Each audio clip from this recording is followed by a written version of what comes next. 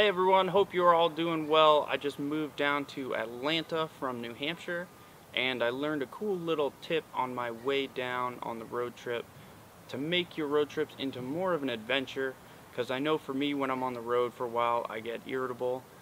I get pretty anxious, pretty stressed out, and what ends up happening is it kind of puts me in a little bit of a weaker state of mind where depression has more of a grip on me and can kind of pull me in a little bit more, which also allows for things like my addictions and um, different issues to kind of creep up and gain a little bit more ground in my head.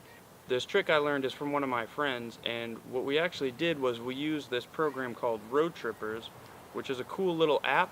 And what you do is you can look at it and look around your route that you plan out for different attractions, different waterfalls, natural attractions, or sometimes some more quirky things, kind of like Old Car City that we went to.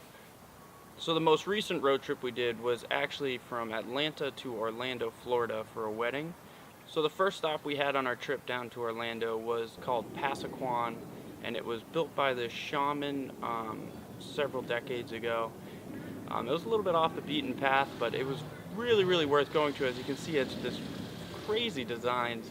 So it was really cool to walk through. We got back on the road after that, probably spent another 2 or 3 hours, more of a boring part of the drive, and stopped for food real quick. But then we got to the best part of the entire road trip, which was this natural spring that was dumping out into one of these local Florida rivers. And it was so beautiful and blue. I don't even know if my footage is going to do it justice because the light was a little bit off while I was there. But it was beautiful. We showed up, it was 88 degrees. So we jumped in the water. It was nice and cold, as you can imagine, from a natural spring, and cooled off, did a little bit of meditating, was able to hang around with some running water, which is always good for your soul.